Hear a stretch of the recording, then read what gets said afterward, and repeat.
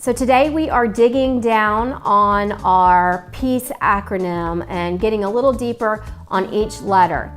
If you haven't seen our intro video on the PEACE acronym, refer back to that one, but today we're going to talk about the P in PEACE, and that is parenting.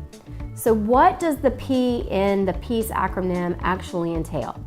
The very first thing you do when you're talking about kids, and if you have children and parenting issues in your case, is parental responsibility. There's different types of parental responsibility.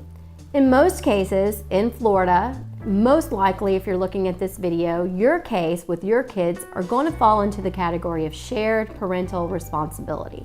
That means mom and dad are going to talk about things, they're going to make decisions, they're going to collaborate to decide what's best for their children. Because even when you're divorced, the presumption is that you're both going to share in the responsibilities and the decision making for your children. So when would that be different? This is a part of the PEACE acronym that we have to litigate in court. There are options for different types of responsibility. Now, people come to my office all the time saying, I want sole custody.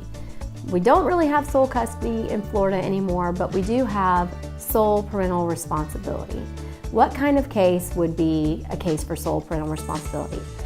If a parent is incarcerated, if they have significant drug addictions, if they are abusive towards the children, think about extreme parenting problems. That's when you're starting to talk about sole parental responsibility.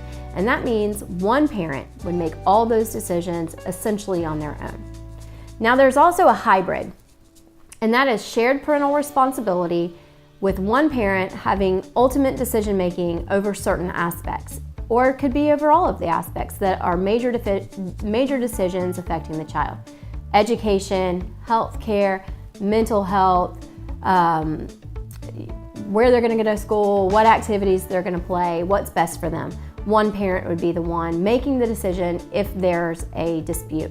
So in that category, you're required to share the responsibility, you're required to try to resolve your issues, but there might be one parent who has ultimate decision-making authority. Now, ultimate decision-making authority isn't just thrown around when there's usually one parent who makes the decision. Also think about that particular category as something that is for the extreme parenting issue. I like to give the example of you might be a candidate for getting shared parental responsibility with ultimate decision-making authority over the health care. For example, if there's a parent who has been neglectful on healthcare decisions in the past, and they'd have to be pretty neglectful. The next part of the parenting category is once the determination of responsibility has been made, then you talk about time sharing.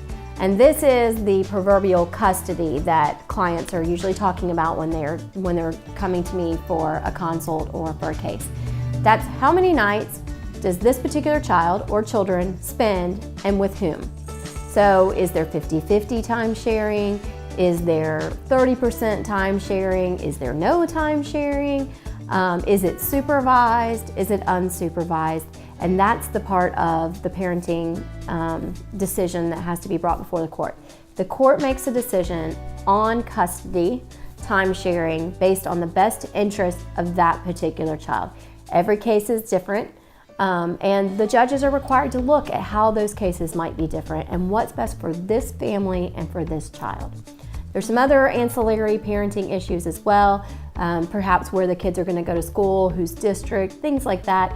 But generally the crux of the P in our PEACE acronym is going to be parental responsibility and time sharing, all of which is decided by the general basis of best interests of the children.